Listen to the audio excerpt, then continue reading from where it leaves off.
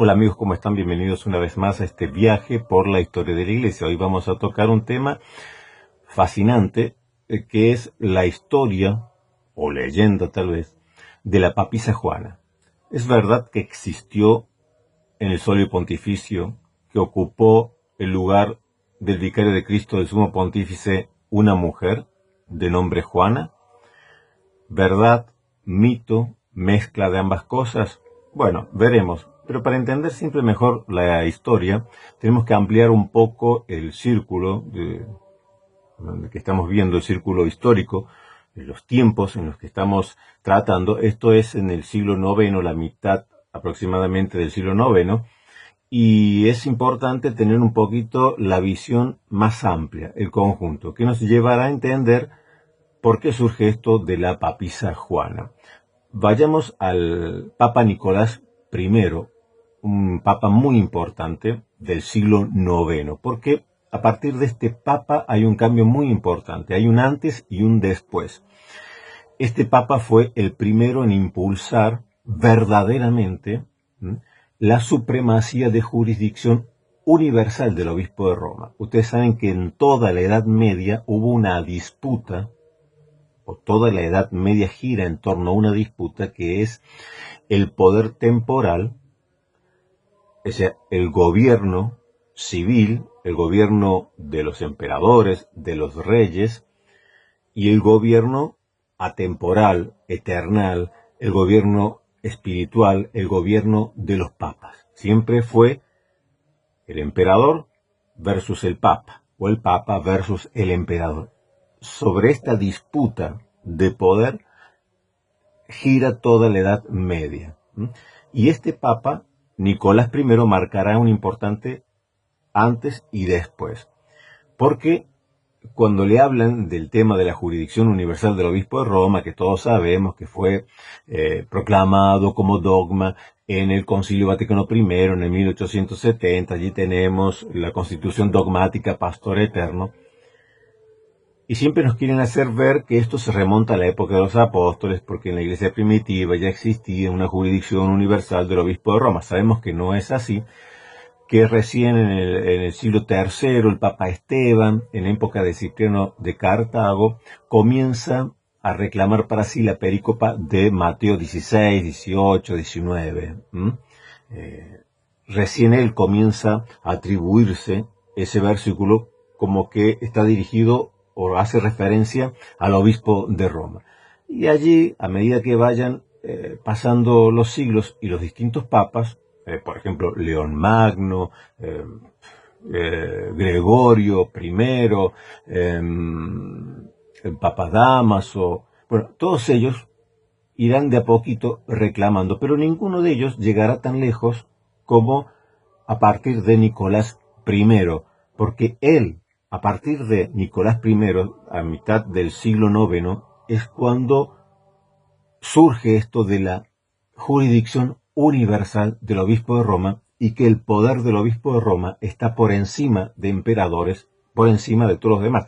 Hasta entonces, recordemos que la cabeza de la iglesia, la cabeza visible de la iglesia, no era el papa, no era el obispo de Roma, sino era el emperador. Y el emperador, como siempre lo decimos con Carlomagno, él se consideraba a sí mismo Carlomagno y se llamaba a sí mismo como vicario de Dios. Y el papa, en todo caso, era el vicario de Pedro, pero el vicario de Dios era el emperador. Y esto siempre lo mantuvieron los emperadores. Mientras hubo emperador, si no nos entiende, por ejemplo, mucho después, en el siglo XVI, la guerra de un emperador ultracatólico romano como era Carlos V, el emperador al cual se enfrenta Lutero,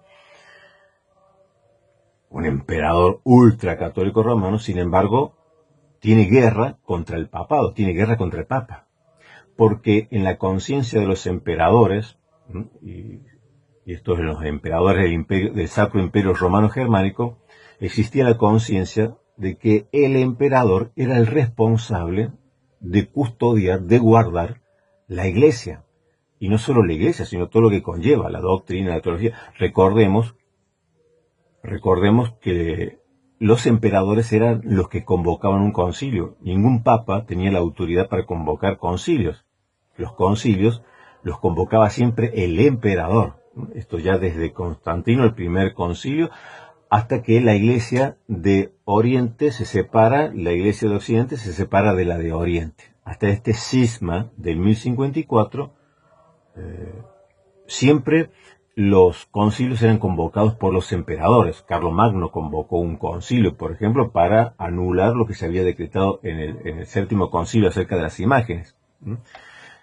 Bueno, entonces, esto que yo les estoy hablando, ustedes lo pueden encontrar en estos dos tomos maravillosos de Joseph Lord, que es Historia Eclesiástica, desde la perspectiva del pensamiento cristiano. Son dos tomos.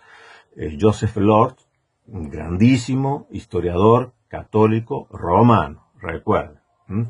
Entonces, nos dice Lord que en toda la Edad Media hay una lucha entre el imperio y el papado, como dijimos recién.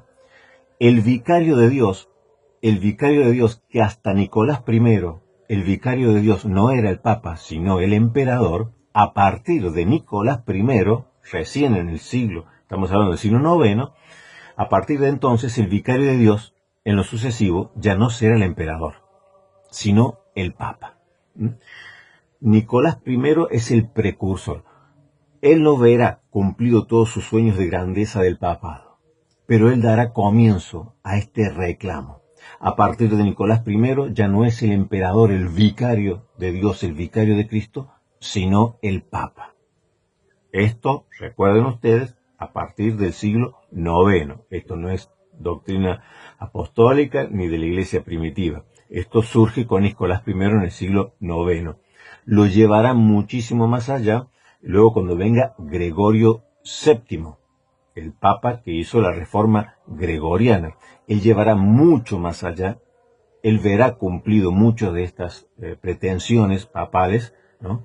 Gregorio VII, recuerdan ustedes que Gregorio I había rechazado, esto en los primeros siglos del cristianismo, había rechazado esto de el patriarca ecuménico, un título, el título de patriarca ecuménico. O sea, ecuménico no significaba que tenía comunión con otras expresiones del cristianismo, no es ecuménico en lo que hoy se refiere a ecuménico, sino patriarca ecuménico quería decir patriarca de toda la ecumene.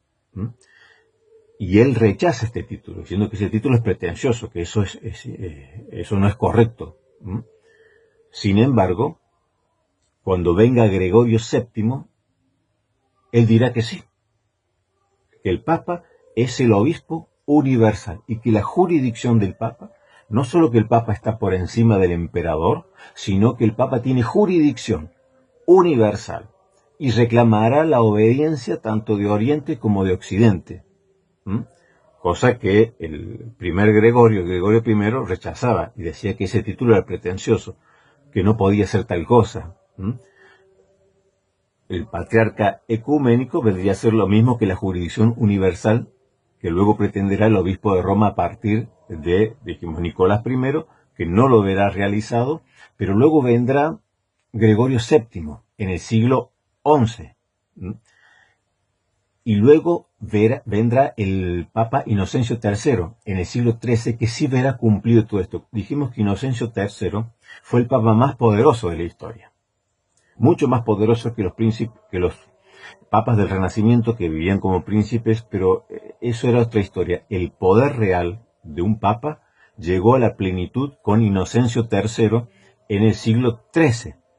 Él llegó a tener sometidos reyes, soberanos, a tener sometido, hasta llegó a su influencia, dijimos, hasta Oriente, porque en la Cuarta Cruzada, cuando en el 1204, cuando toman Constantinopla, deponen al emperador y ponen allí a un emperador que está sometido al obispo de Roma, quitan al patriarca de Oriente, de Constantinopla, y ponen uno que esté sometido al obispo de Roma. Entonces allí fue la única vez que el obispo de Roma tuvo plenitud de potestad y de jurisdicción casi, diríamos, universal.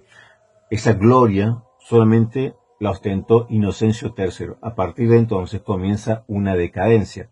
Recordemos que el siglo XIII comienza con Inocencio III, con esta grandeza, él sobre los soberanos de la tierra, todos sometidos a él, y termina este siglo XIII con Bonifacio VIII, que terminará preso, dijimos, por el rey Felipe IV, el Hermoso de Francia, que lo terminará poniendo preso.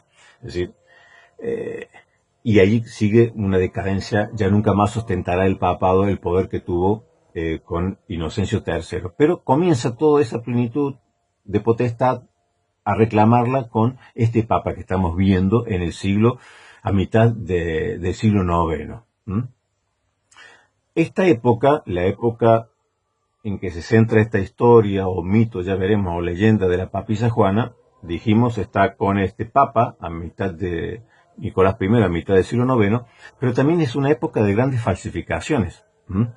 En esta época hubo una disputa, en la época de Nicolás I hubo una disputa entre los obispos. Estaban los obispos que querían más independencia, vendría a ser algo así como iglesias territoriales, iglesias nacionales, y había otro grupo de obispos que quería estar sometido al Papa de Roma y que el obispo de Roma, el Papa, tuviese autoridad suprema sobre todas las cuestiones.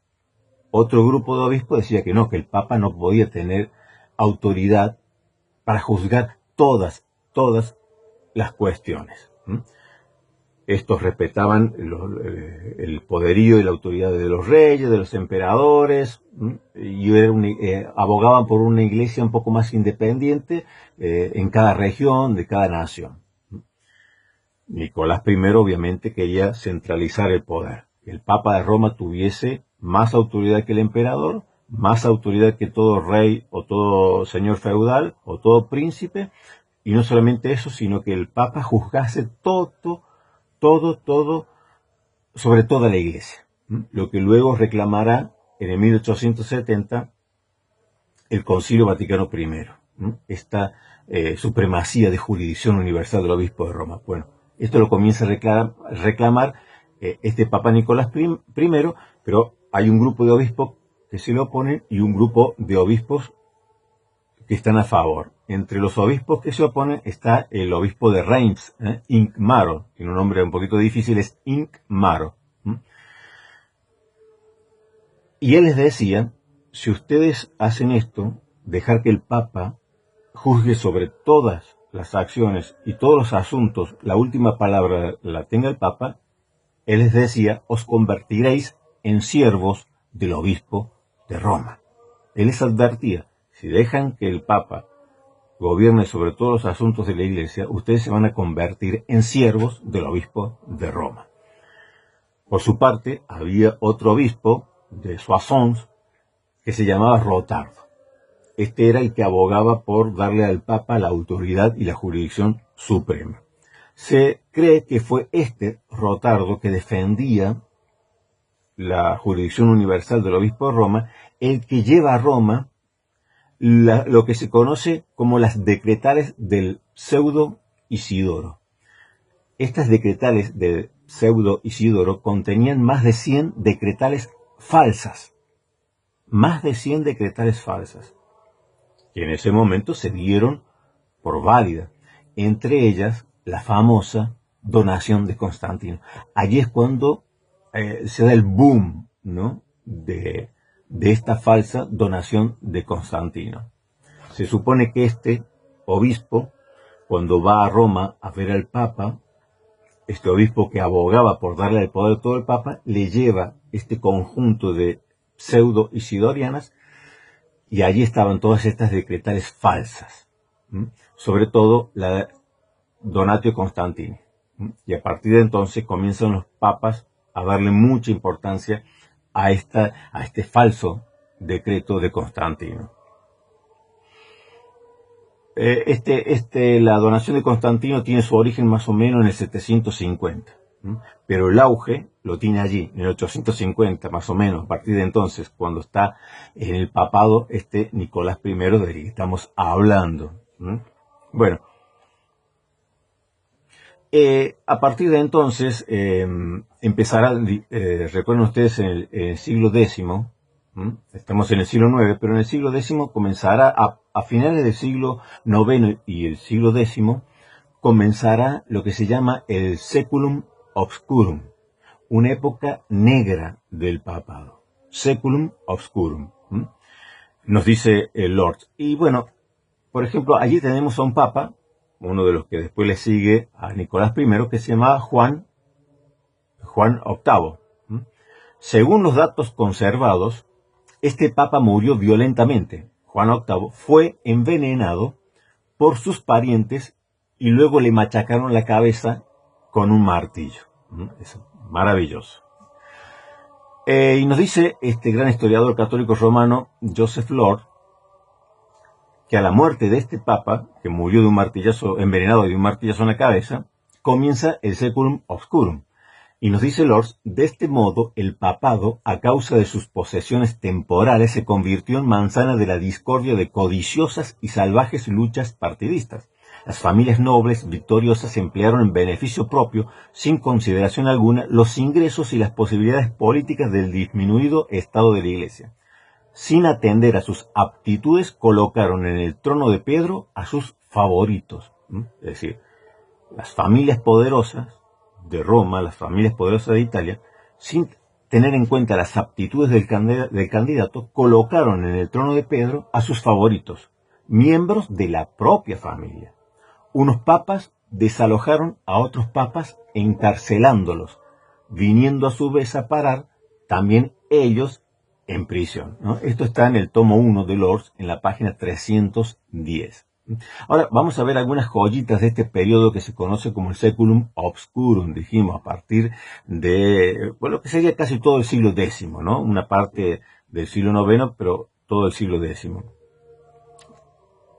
Tenemos, por ejemplo, a Esteban VI, que fue papa un año, del 896 al 97. Este Esteban VI fue el que celebró el famoso sínodo del cadáver, donde hizo condenar a Formoso, un papa que estuvo antes que él, ¿no? El papa que estuvo antes que él lo hizo exhumar, hizo un sínodo para condenarlo al papa que estuvo antes que él, e hizo traer delante de él al cadáver de Formoso, este famoso sínodo del cadáver, donde lo trajo al cadáver, lo hizo traer delante de su presencia, lo condenaron y bueno, luego le hicieron todo lo que hicieron hacer al pobre esqueleto. Este papa que hizo eso con Formoso también terminó preso, al final, terminó en prisión. Después tenemos, por ejemplo, a Sergio III, otro papa que gobernó del 904 al 911, hizo estrangular en la cárcel a sus dos predecesores. Este papa, Sergio III, en este Saeculum Obscurum, hizo estrangular a dos papas predecesores. Recuerden que los sacaban y los quitaban, lo ponían y luego lo sacaba uno más poderoso, una familia más poderosa lograba poner a uno de los suyos como papa, metiendo preso al que estaba antes y ahí lo amontonaban en la cárcel. Bueno, este hizo matar a dos de los predecesores. Recuerden que esto no es un invento mío, lo estoy tomando de un libro del gran historiador católico romano Joseph Lord. Esta es la época en que también hubo lo que se denominó una ginecocracia, que fue un gobierno de mujeres, en la cuestión de los reyes en Italia y del gobierno de Italia. Aquí hubo un gobierno de mujeres poderosas. En el año 931, por ejemplo, Marosia, una de estas mujeres poderosas que gobernaban, proclamó a su hijo natural como papa. Ella lo puso. Nada de que el Espíritu Santo, la palomita, y dando vuelta en el cónclave para elegir papa, no. Ella, Marosia, proclamó a su hijo natural como papa, conocido como Juan XI. Posteriormente, otro hijo de Marosia hará poner preso a Juan XI, que vendría a ser su hermanastro, que era papa. Otro hijo de Marosia hace poner preso a este papa Juan XI, que vendría a ser su hermanastro, porque le parecía que esto era ya demasiado. Pero, ¿qué pasa? En su lecho de muerte, que hizo sacar a este papa, dispuso que su hijo, Octaviano, otro gobernante, pone como papa a su hijo, de 17 años. Este que le llaman el Papa Niño, bueno, en realidad tenía 17 años. Él pone a su hijo Octaviano, de 17 años, como papa. Ocupará la sede pontificia y llegó a ser papa con el nombre de Juan XII. Y miren lo que nos dice Lord, este historiador católico, acerca de este Juan XII, que empezó con 17 años a ser papa. Dice, llevó una vida ostensiblemente escandalosa e inmoral, y sus intereses fueron la caza, los festines y las mujeres. O sea, la caza, con Z, no la casa de su casa, sino la caza, los festines y las mujeres. Este papa sí que sabía lo que era la Dolce Vita. Llegó incluso a conferir órdenes blasfemas, nos dice este historiador católico romano, porque todo esto está registrado, ¿no? Este papa, que le repito, se llamaba Juan XII, que comenzó a reinar en el solio pontificio, a ser papa con 17 años, dice que confería, le daba órdenes blasfemas a los suyos, y brindaba este papa en honor de Venus y de Apolo. O sea, era un blasfemo, era un sensual, era de lo peor. Ahora, este papa, lo único bueno que hizo fue que salvó al papado. O sea, por más loco que parezca, este desgraciado, que era un blasfemo, que era un hereje, que era un mujeriego, salvó al papado. ¿Por qué? Porque manda llamar al emperador Otón, Otón I, que será luego conocido como Otón el Grande. Este Otón hará resurgir lo que había sido Carlomagno, ¿no? El Sacro Imperio Romano Germánico. Con Otón I también llegará el esplendor. Este imperio, Sacro Imperio Romano Germánico. Y Otón tomará las riendas del papado brindándole su protección, y bajo la protección de este emperador poderoso, de Otón I, que era de Alemania, de Sajonia vendría a ser, el papado se salva. Porque si hubiera seguido en este seculum obscurum, en manos de este tipo de papas, no sé a dónde hubiese terminado el papado. Viene Otón, porque lo llama, este papa corrupto lo llama a Otón para que venga a echarle una mano, y Otón termina salvando al papado. Nos dice, lo bueno es que Otón cuando viene luego lo quita a este papa, lo quita por su vida inmoral. Claro, Otón salva al papado, pero Otón dice, tú me llamaste, pero tú eres un degenerado, y lo saca fuera. Dice este papa, ex papa, porque lo depuso Otón, ¿no? Dice, Juan XII murió el año 964, después de haber pasado toda su vida en la lascivia y en la vanidad. Esto lo dice el mismo Liber Pontificalis, ¿no? La crónica pontificia oficial. Así dice, este papa murió después de haber pasado toda su vida en la lascivia y en la vanidad. Para ver un poquito más acerca de la papisa Juana, yo le quería dar este contexto, porque esta es la época que surge la historia de la papisa Juana. Bueno, yo para explicar un poquito más este tema de la papisa Juana, encontré este buen libro, donde sale referido a este tema un poquito más explicado que en el libro de Lords, que es el libro Esto o eso no estaba en mi libro de Historia de los Cónclaves. Es un libro que habla acerca de, bueno, cómo se hacen los cónclaves, cuáles son los requisitos, qué pasa dentro de los cónclaves, bueno, anécdotas, curiosidades, ¿no?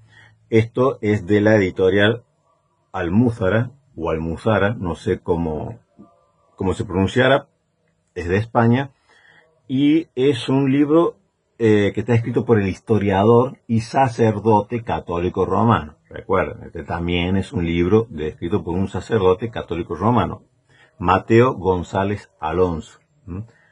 Eso no estaba en mi libro de Historia de los Cónclaves. Y aquí nos habla acerca de la papisa Juana. A ver qué nos dice. Dice, ahora bien, en la historia ha quedado la leyenda de la papisa Juana, que en el siglo IX, recuerden, yo les di todo el contexto general de lo que estaba sucediendo en el siglo IX y principio del X. ya donde comienza, no solo que está el Papa poderoso, Nicolás I, poderoso en el sentido de sus aspiraciones y de lo que deja sentado, que luego tomará el relevo, dijimos, de lo que él establece, lo tomará Gregorio VII, ¿no? Que hará su famosa reforma gregoriana. Él no vio cumplida ninguna de sus ambiciones, pero ya dejó sentado. Y hubo un antes y un después de Nicolás, Papa Nicolás I. Entonces, siglo IX y principio del siglo X, donde comienza, después de este Papa, comienza lo que vendría a ser el Seculum Obscurum. Y dice la historia que ha dado la leyenda de la papisa Juana, que en el siglo IX habría sido papa siendo una mujer disfrazada. Se le ha llegado a identificar incluso con Benedicto III o Juan VII, papas de esa época. Los historiadores han sepultado ya todo viso de posible realidad de este pontificado de la hija de un monje que fue misionero entre los sajones y que decidió que su hija accediera a estudios superiores disfrazándola con el hábito de monje. Nos dice que ya los historiadores han dado por fábula, por leyenda, por un mito, y no por una historia verdadera, esto de la papisa Juana, que se decía que era la hija de un misionero, de un monje misionero, y que le hizo estudiar, y para que llegara a estudios superiores la disfrazó de hombre, y que ella luego llegaría a ser papa. Juana, siempre caracterizada como varón, llegaría finalmente a Roma para enseñar, lo que le ganaría una buena reputación entre la curia. La leyenda incluso creció hasta hablar de un posible embarazo con un embajador, lo que haría que se descubriera la situación y que Juana terminara lapidada por parte de la muchedumbre alterada. Esto es lo que contaba, lo que se daba como historia en aquella época, que era una leyenda, ¿no? El mito creció y se fue consolidando por la existencia de unas sillas perforadas que se utilizaban en el pasado como sillas curiales, que simbolizaban el carácter colegial de la curia romana. Los asientos de estas sillas curiales eran similares a lo que hoy sería un retrete, un inodoro. Pero claro, en aquella época no había inodoro, no había ese retrete. Pero había esas sillas, en la curia pontificia, había esas sillas que tenían un hueco en el medio. Y para los seguidores de la leyenda, esas sillas, con ese hueco en el medio, esa perforación en el medio, era una consecuencia de haber elegido a una papisa. Entonces, en el cónclave, según esta leyenda, se habría incluido un momento para comprobar la virilidad del Papa, electo a través de un eclesiástico llamado el Palapati, que revisaba manualmente los atributos sexuales del nuevo romano pontífice. Es decir, según la leyenda, claro, como existían estas sillas, era porque, claro, cuando se elegía un papa, está bien, pero antes de proclamarlo como papa, había que verificar si era un señor o era una señora, ¿no? Entonces hasta se inventó el nombre de quien tenía que revisar manualmente, ¿no? Que era como un cargo que se denomina Palapati. Dice, no hay referencias de este cargo hasta muy posteriormente y las versiones van desde quienes aseguran que se hacía mediante el tacto o solo visualmente. Quienes dicen que lo hacía un diácono o el más joven de los cardenales. Entonces, la leyenda decía que lo tenía que revisar un diácono o el más joven de los cardenales. Todos mentían ahí con la edad, ¿no? Dicen, no, yo no soy el más joven, yo soy más viejo. Y aquí viene lo maravilloso, porque también dice, incluso habría una solemne proclamación, ¿no? O sea, primero, el diácono o el más joven de los cardenales, una vez que el Papa se había elegido uno de los cardenales como Papa, bueno, allí tenía que levantarse la falda el Papa, sentarse en esta silla, venía el diácono o el más joven de los cardenales, metía la mano por debajo,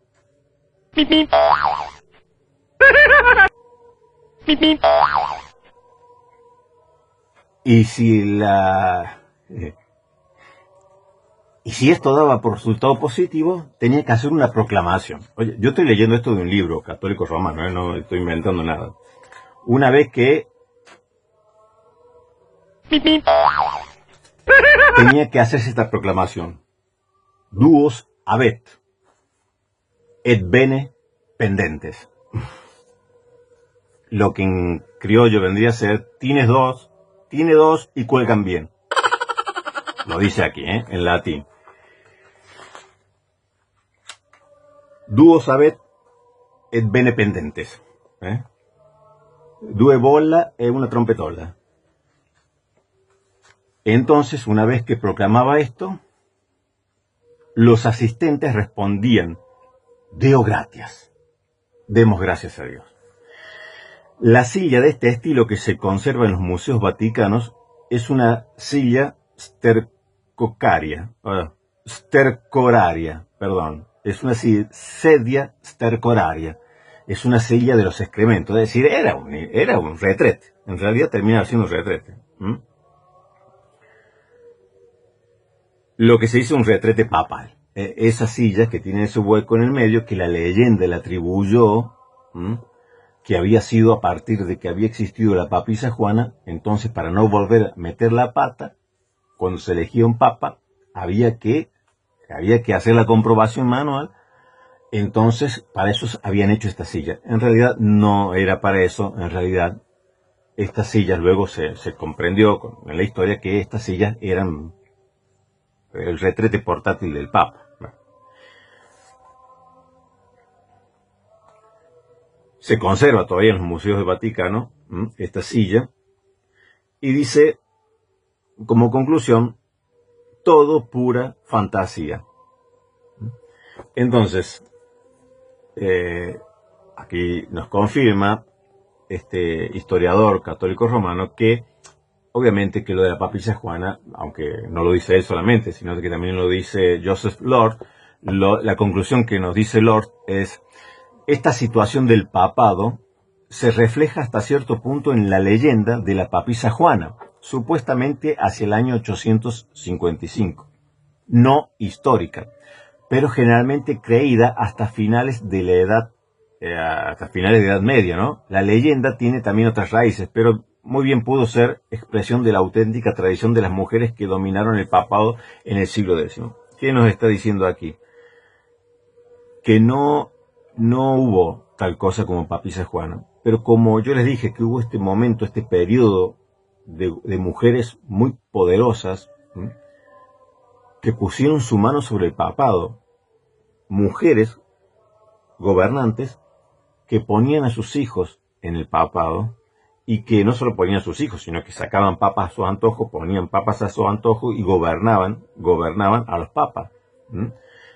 Entonces, puede ser que por esta situación que pasó, que sí, que eso es verdad, que eso es real, puede ser que de allí surja la leyenda de la papisa Juana. Estaba buscando ahí donde... Marosia. Recuerden ustedes que habíamos hablado de esta ginecocracia, donde fue un gobierno de mujeres, donde pusieron la mano sobre el papado y el papado fue gobernado literalmente por estas mujeres. Ellas ponían al papa, además pusieron a su hijo, lo puso Marosia, proclamó a su hijo. Luego otro hijo de Marosia, ¿se acuerdan que sacó a su hermanastro que era papa, pero luego él mismo puso a su hijo de 17 años por papa? Bueno, en todo este lío, en todo este periodo, el Seculum Oscurum, fue donde surge la leyenda de la papisa Juana, que puede reflejar precisamente este siglo, que era verdaderamente este siglo de corrupción en el papado, tanto por los papas mismos que eran corruptos, no todos fueron corruptos, hubo también papas, cuando uno habla del Seculum Oscurum no quiere decir que la totalidad de los papas de ese siglo, pero sí la mayoría, podemos decir, fue corrupto, fueron títeres, y los que no eran corruptos eran sacados y puestos por las familias poderosas de Italia, por los gobernantes poderosos de Italia, y en un momento de la historia por mujeres poderosas, que sacaban y ponían papa como querían, ¿no? Recordemos que este papa de 17 años salva al papado haciendo venir a Otón I, pero Otón I luego hará lo mismo. lo hace deponer a él, que lo hizo venir, a este papa de 17 años lo depone y nombra a otro. O sea, todavía no se cumplirá aquellas pretensiones de Nicolás I en donde el papa estaba por encima del emperador. Con Otón I vuelve a pasar lo mismo que con Carlomagno. El emperador está por encima del papa. Recién será cuando venga Gregorio VII en el siglo XI, que allí sí logrará, aunque Gregorio VII también terminó luego con Enrique, sí, creo que el emperador se llamaba Enrique IV. También, recuerdan ustedes que allí pasa el famoso episodio de Canosa, porque el Papa Gregorio VII depone, excomulga a Enrique IV, y claro, ¿qué hace de novedoso el Papa cuando excomulga a Enrique IV? Que no solamente que lo excomulga, lo quita de la comunión de la Iglesia, sino que da la orden a todos los súbditos del emperador que ya no tienen la obligación de someterle y de obedecerlo. Claro, esto era algo terrible para el emperador, porque si dijese, bueno, la excomunión, el emperador decía, a mí que me importa la excomunión, pero cuando el Papa no solo dictaba la excomunión, sino que también decía que libraba a todos los súbditos del emperador de la obediencia debida al emperador y que no debían ya obedecerle, claro, eso ya era una tragedia. Entonces, Enrique IV no era tonto. Cuando el Papa está allí en Canosa, en un castillo, en invierno, allí va Enrique IV como penitente durante 3 días, golpeando las puertas del castillo para que lo reciba el Papa. El Papa se hace el difícil, no lo quiere recibir, pero él va como penitente, humillado, allí bajo la nieve, el Enrique IV. No era porque reconocía el poder y la autoridad suprema del Papa. Era porque el Papa fue más listo y no solo que lo excomulgó, sino que le quitó a todos la obediencia debida al emperador.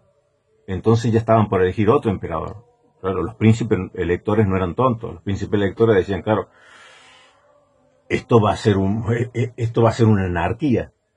Tenemos que elegir otro emperador. Porque si le han quitado la obediencia debida a este emperador, ya no va a poder seguir gobernando. Tenemos que elegir otro. Entonces, están por elegir otro. Enrique IV dice, no, aquí se me acaba el negocio. Y va y se humilla delante del Papa. El Papa lo vuelve a traer a la iglesia, la levanta, la excomunión, todo hermoso. Pero luego Enrique IV se termina vengando porque el Papa Gregorio VII también termina exiliado, termina perseguido, termina quitado. Termina fuera del papado. Este emperador Enrique IV elige a otro papa, pone a otro papa y Gregorio VII tiene que irse al exilio, de ahí muere en el exilio, ¿no? El poderoso también Gregorio VII, que hizo la reforma gregoriana y que es el que sienta las bases ya verdaderamente. A partir de él comienza el papado. Él no lo pudo experimentar en carne propia, pero a partir de él el papado ya comienza a esgrimir esa autoridad sobre todo señorío. Ya no es el emperador el que está por encima del papa, sino el papa el que está por encima del emperador. Y así será cuando llegue la plenitud, luego en el siglo XIII con Inocencio, el gran papa Inocencio III. Bueno, estimados, espero que les haya gustado esta historia con sus cosas raras que tenía, pero ahora entendemos por qué surgió. No surgió de la nada, sino surgió porque este fue el Seculum Obscurum, porque fue una época de malos papas, de papas corruptos, y si no eran corruptos, eran manipulados por los gobernantes, por las familias poderosas de Roma, por las familias patricias poderosas de Italia, que sacaban y ponían papas a sus antojos. Cada familia peleaba por poner a alguien de su propia familia, ¿no? Para luego, claro, manejar las riquezas de los estados pontificios. Pues bueno, queridos, que el Señor los bendiga y nos reencontramos en el próximo viaje por la historia de la Iglesia.